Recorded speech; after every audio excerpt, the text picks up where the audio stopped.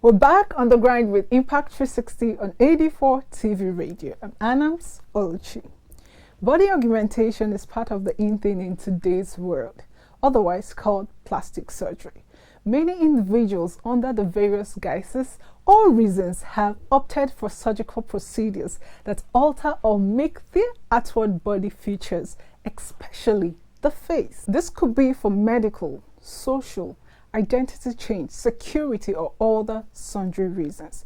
In a moment, Impact 360 delves into the world of plastic surgery. Through the years, plastic surgery has evolved in both practice and in use. Known also as reconstructive surgery, the procedure has broken new frontiers and expanded into several forms. Plastic surgery, aptly described as going under the knife, is the process of reconstructing or repairing parts of the body by transfer of tissues, either in the treatment of injury or for cosmetic reasons. It was first referred to in a book known as Sushruta Samhita, dating back to 8th century BC. This practice is traced to the 1400s and was used primarily to reconstruct and restore appearance or function of the body. For a while, such was basically a clinical response to fixing bodily parts, especially after accident, war injury, cancer, birth defect, or disease. Plastic surgery was credited to Antonio Branca, who started one of the first procedures of reconstructing the nose. By the late 18th century, the practice made significant advances that saw the emergence of skin grafting.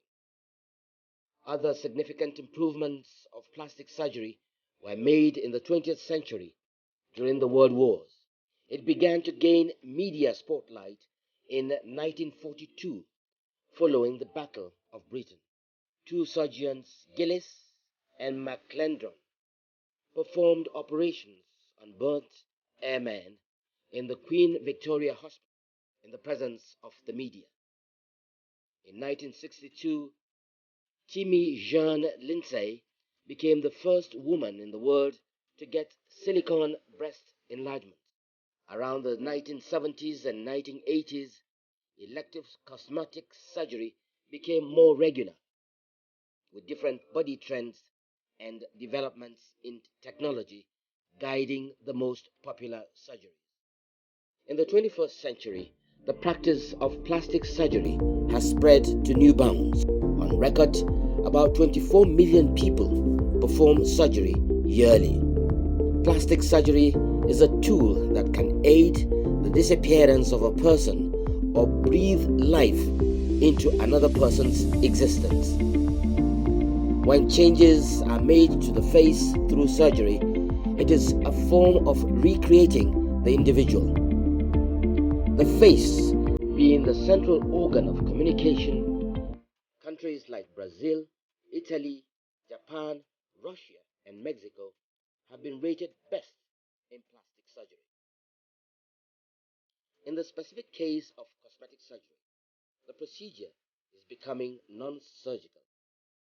It is projected that by 2050, only 3% of cosmetic surgery will be done through cosmetic surgery. In all of these, plastic surgery remains an ingrained part of what is referred to as the AIDS scare industry.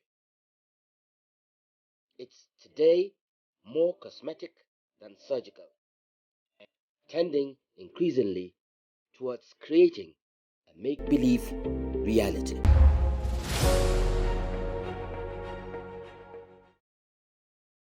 Masks, and more masks everywhere on the faces of individuals around the world. Masks are today a vital part of global efforts to contain the phenomenal scourge of COVID-19. With more mutating variants of the killer coronavirus, the latest being the Delta variant, face masks have become an unavoidable necessity. However, While face masks serve as a protective medical purpose, they are not without irritation or nuances.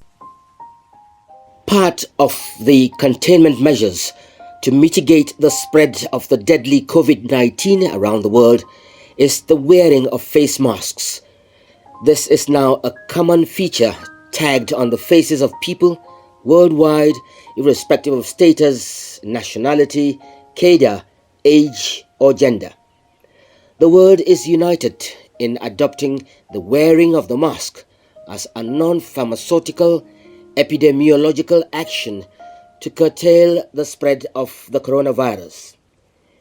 The use of face masks was adopted and is being implemented by the Centers for Disease Control of many nations in order to control the contagious virus. The mask, a synthetic or cotton cloth or fabric worn over the nose, mouth, and sometimes eyes, prevents an individual from breathing in contaminated air or from spreading congenital pathogens. It is largely considered utilitarian in preventing the spread of the coronavirus. A study carried out in 15 states showed that the spread of coronavirus reduced by 0.9% with the use of face masks. The same report showed a further drop by another 2% after 3 weeks. Another study looked at 198 countries and found out that the countries that strictly adhered to the practice of face mask protection had lower death rates than those with a relaxed regime regarding the use of face masks. There have also been remarkable isolated cases that proved the effectiveness of the face mask. One of such instances was that of a man who flew from China to Toronto and tested positive to COVID-19 after screening. But when the 25 people sitting closest to him were tested, they were all negative. The man had a dry cough on the flight and wore a mask all through the flight. While there is clinical evidence about the efficacy of wearing masks in stalling the spread of the virus, there is, however, some attendant nuances and irritation that come with the constant use of the face mask. These side effects tend to be an ironic combination of both pharmacological and socio-idiosyncratic in nature. It is a situation that can be likened to the devil's alternative, where wearing the mask protects but also irritates. In this context, individuals have expressed clinical misgivings that wearing face masks for long affect the eyesight and even clog glasses. Wearing of a face mask is also said to make the exhaled air go to the eyes, causing unease and discomfort. The resultant irritation generates an impulse to touch the eyes, and if the individual's hands hold the virus, it may lead to infection. Then again, wearing face masks makes communication between individuals incoherent and compromising in a way that strains and muffles conversations. The consequence is that in effort to comprehend, individuals are unconsciously drawn closer to each other, which can also aid the spread of the virus.